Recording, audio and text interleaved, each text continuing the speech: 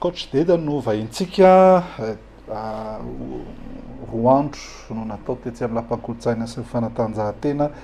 ny fifanitsanana teo amin'ny Afrobasket 3 contre 3 izay tafavoaka velona teo no lasa indray mandeha ny Togo amin'ny volana oktobra zay raha tsy diso amin'ny volana oktobra ny zazalahy dia nivoaka faharoa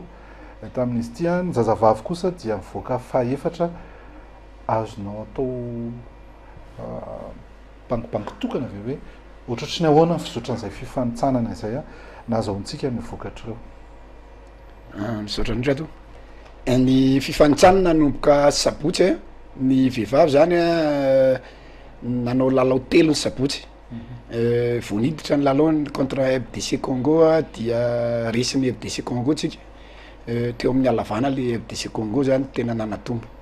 sady ny ankizy mbola tsy zatra tsara le compétition tamin'ny match voalohany io ny zanana reny zay avy de naresy foana amizay ny tovovavy ny match roa taorianan'izay naresy ny Egypte avy zareo ary avy eo naresy ny Ouganda vita zany ny andro voalohany iny vehivavy ny lehilahy ndray FDC Congo ihany koa no lalao voalohany natao de efa tafiditra tsara tao anaty match izy tamin'ny 10 minitra voalohany saingy nisy déconcentration kely nisy relâchement tsy haiko na hoe efa naresaresy angamba de nisy déconcentration kely nisy relâchement de nararotony zareo FDC Congo zay manana lava ny azy zany mpilalao misy ray zay lava indrindra tamin'ny mpilalao rehetra teo roa metatra mahery sady matanjaka zay mpilalao zay no fota amin'ny torimasiny tamin'ny 10 minitra faharoa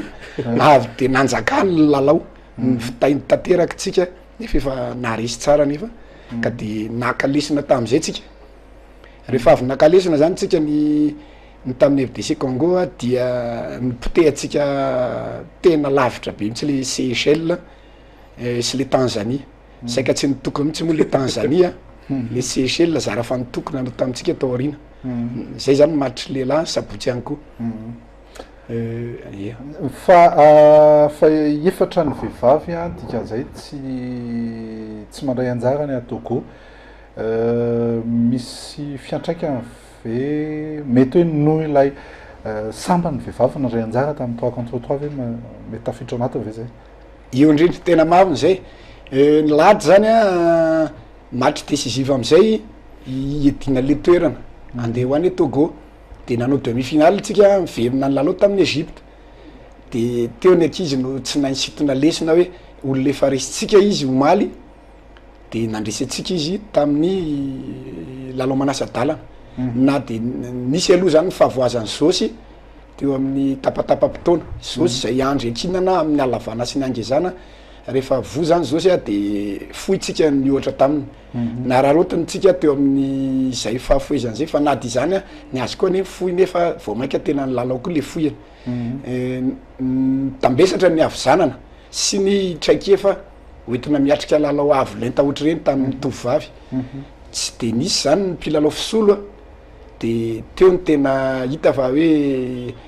mbola tsy ampy traikefa zany ny zatovovavy satria voalohany indrindra niditra teo amin'ny fifaninanana avy eo izy rehefa resiny Egypte tamin'ny lalao manasa-dalana niady ny larana fahatelo tamin'ny Ouganda tsy aivina fa ny Ouganda vehivavy vao avy nanao championnat du monde tamin'ny Philippines solon-tenan'ny Afrika nefa resitsika izy sabotsy de nanao lalao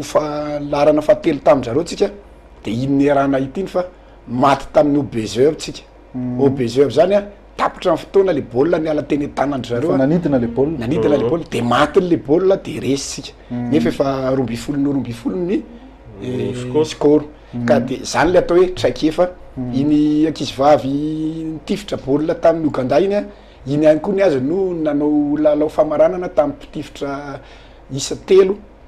tamin'ny Egyptianina teo iny dikan'izay zany efa tena manana traikefa rehefa zareo hoentina ilalaovana le 3 contre 3 na de efa lany ary ny fotoana tsaratra kely coach amin'ny ora fara mihitsy vao fantatra ny hoe izany no andrafitra ny ekipa-pirenena malagasy tsy misy fiantraikany amin'ilay tanjak'ilay ankizy hoe zay hoe vizana izy satria mandritra ny regroupement zany tena manome 100 isan-jato na 20 isan-jato mba ho sélectionnena ny anarana rehefa tonga am'izay ny match rehefa avy eo valaka be satria ela loatra le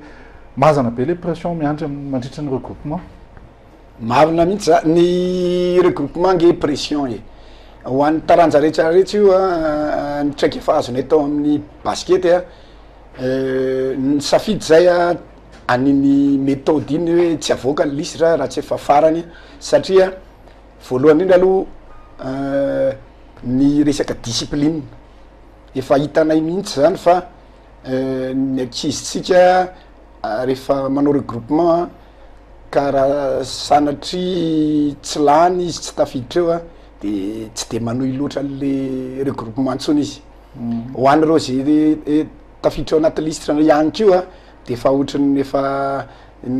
paritaritaka kely le concentration efa misaina zavatra hafa ndray izy satria hoe lany de lasa midina zany a le intensité amin'ny entraînement le fifatohana zany lasa tsy ao de zay no natahoranay foana tamin'ny ankizy lahy kely nandeha nakany Algérie zao de misy voka-dratsy tokoa le fantatra mialoha le ankizy andeha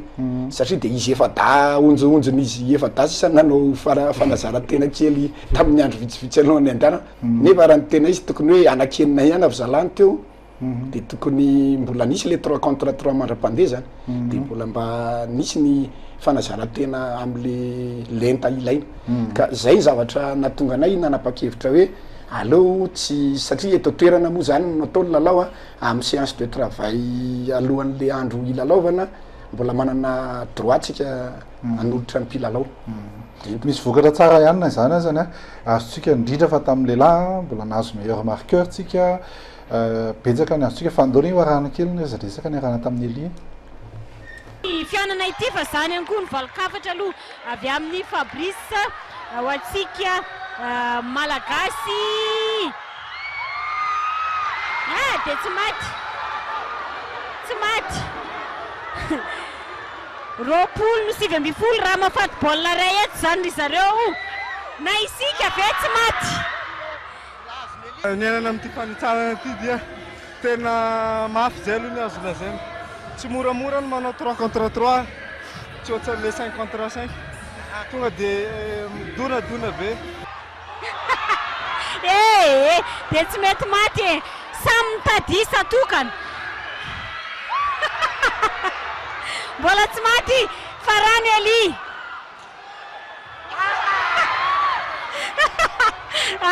de tsy mety maty aloha zany fa isa roa maty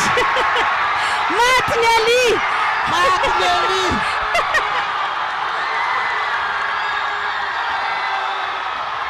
iny aloha mort subite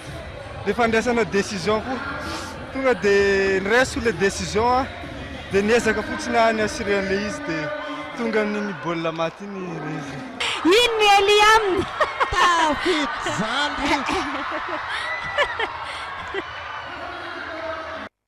ino ny Eli aminy inona zany ny azony izy zany mpilalao mendrika indrindra tamin'iny a de nahazo ny fifaninanana fitifirana lavitra koa izy mbola azony voatazony zany le izy izy efatra mirahalahy reo zany no isy tena Madagasikara ve ho an'ny Togo sa mety mbola misy indray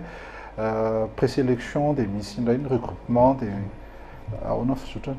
izy enina mirahalahy ihany aloha zany no mbola ho ampofanina izy enina mirahalahy niofana toer eny a mbola tazomina iofana daholo izy enina mirahalahy de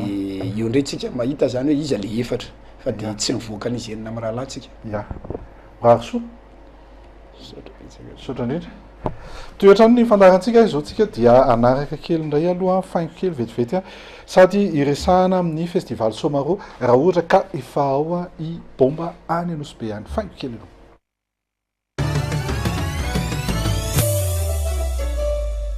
tontolon'ny basket ihany no iarahantsika efa ao ve i bomba mbola ao sa efa ao mandroso mandroso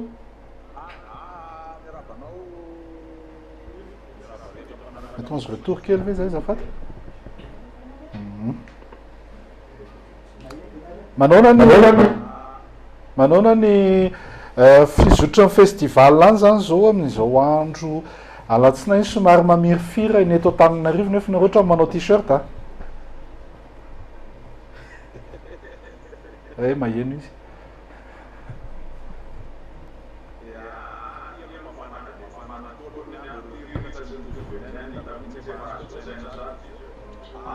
vokatra tena vokatra tsara zany izy manomboka tamin'ny sabotsy moa zany ny lalao fanombohana rehetra ho an'ny le festival Saint-Marois deuxième édition dia ekipa sivy zany tonga ny anankiray ihany angamba tsy tonga tamin'ireo ekipa vahiny dia le Grèce moa raha malala fa nisy resaka isandive iny dia ohatran'ny nisy niarambona ono zany ireo mpilalao atao anatin'ireo ekipa Grèce zany anisan'ny anatin'ny azy fa i BCM Mayotte zany sy Saint-Denis La Réunion dia tonga daholo tonga dia meko avy hatrany angamba vokatra tamin'ny lalao tamin'ny sabotsy 28 zany ny ICP eny nandresy ny Mbitol tamin'ny isa 63-61 sy nanomboka dia efa niady dia niady koa lalao gendarmerie Vakinakaratra nandresy ny Asopity tamin'ny isa 83-71 ny Cosmos nandresy ny Saint-Denis La Réunion 67-58 ny BCM Mayotte kosa nandresy ny sélection Nosbe tamin'ny isa 93-73 dia ny lalao omaly zany tamin'ny alahady fa 29 indray ny Mbitol nandresy ny BCM Mayotte tamin'ny isa 87-63 NICB kosa nandresy ny Cosfa tamin'ny isa 78-61 dia ny Saint-Denis La Réunion nandresy ny GMBC Vakinakaratra 59-52 zay zany aloha zany ny lalao vokatra azo mena aloha hatreto. Ona kosa indray ny programme manaraka zany zao eo amin'ny lafiny na eo amin'ny lafiny basket na eo amin'ny lafiny beach rugby zay raha tsisy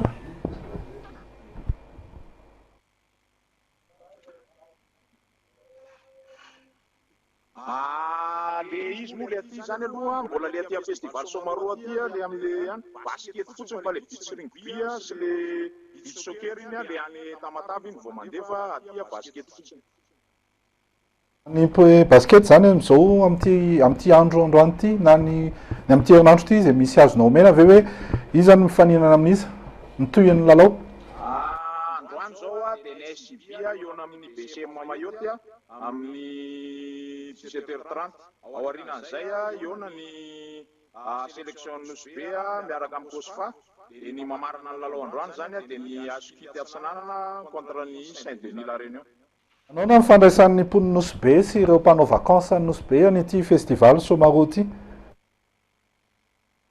Tena isan'andro moa zany dia tena feno dia feno tokoa ny gymnase ao anatin'izay journée anankiroa zay aloha dia tena tian'ny olona zavatra tsy dia fahitany araka ny efa voalazako moa niova dia niova tokoa ny gymnase satria nitondrana tapis tsara tarehy miaraka amin'ny cerceau ny jiro mazava tsara sonorisation ambiance aloha zany tena tsara tena ao tsara mihitsy izy aloha hatreto miandro fahatongavanao rina.